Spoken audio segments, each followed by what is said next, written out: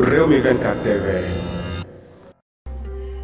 Bismillah dal leen ak jàmm ji xibaar jeudi 9 mai 2024 Tahirou Sarr ñu bari ràññee ko ci réewum Sénégal ngir xeex bi nga xam ne rek moo ngi koy xeex ngir jëmale Sénégal kanam moom mii di Tahirou Sarr nag mer na ba futu rek di dànkaafu di joxañ nguur gu yees gi nga xamante ne rek ñoo fi remplacer président Macky Sall ci li nga xamante ne rek daal dinañ koy doxalee moom mii di Tahirou Sarr mer na ba fut nag ma ngay xamle ne Bassirou Diomaye Faye ak président Macky Sall ginnaaw ba nga xamante ne rek sensé nañ lenge yi midi ba mu jotee rek ci la nag waroon a rek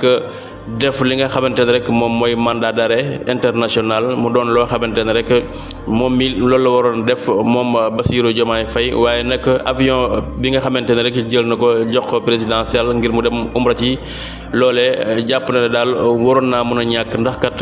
ñi nga xamante ne ñoom ñoo seq ki nga xamante ne moom mooy président Macky Sall jàpp na rek alalu askan bi la ñu jël ci ay oto ci ay kër kenn rek mënu ko natt ci bari goo xamee ne bari na ko kon masla bi mënoon naa ñàkk ndax kat fi mu toll nii ma ngay sàkku rek ñu daal di nag def nu mu gën a gaawee rek ñi nga xamante ne ñoom ñooy yor alalu askan bi ñu daal di leen di nag sësir nangu seen alal delloowaat ko ci askan bi nu mu gën a gaawee moom mii di Tahirou Sarr jamono yi daal loolee rek la mer ma ngay xam ne nag masla bi nga xamante ne amoon na ci nguurug Abdoulaye Wade amoon ci nguurug Macky Sall loolee kenn lu ko nangu benn yoonu la muy xaar rek mooy ñu def nu mu gën a gaawee nanguwaat alal ji nga xamante ne jamono yi ñoom ña nga ca toog ba léegi ñu daal di nag delloowaat ko askanu Sénégal moom Tahirou Sarr bi daal loolu mooy combat bi nga xamante ne jamono yi daal dina koy metti lool Tahirou Sarr nag ku ne xam na ko ndax kat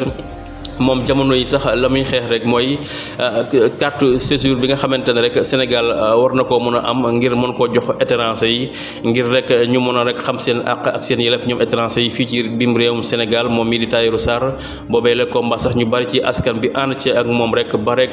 di wax ne rek foo ñu woo ñu wuyu la fa mu mel ne sax ña ngay wax ne rek ñu ngi def benn manifestation boo xamante ne ña ngi koy waajal ngir rek étranger yi nga xamante ne ñoom ñoo nekk ci réew mi li nga xamante ne rek am nañ ko ñu daal di nag mën koo wàññi ndax kat àdduna bi yëpp li am Sénégal amul fenn loolee waral ñu bari ci askan bi rek daal di nag ànd ak ki nga xamante ne rek moom mooy Tahirou Sarr waaye moom Tahirou daal ma ngay dànkaafu di xamle ne rek nguur gu yees gi seral gi nga xamee ne seral na ko rek ci ñafe nekkoon loolee waru ko woon a def benn yoon ndax kat ñafa nekkoon li ñu def ci ay jëf yu ñaaw kenn mënu koo naatable waaye li ñu sàcc ci alalu askan bi kenn mënu koo naatable kon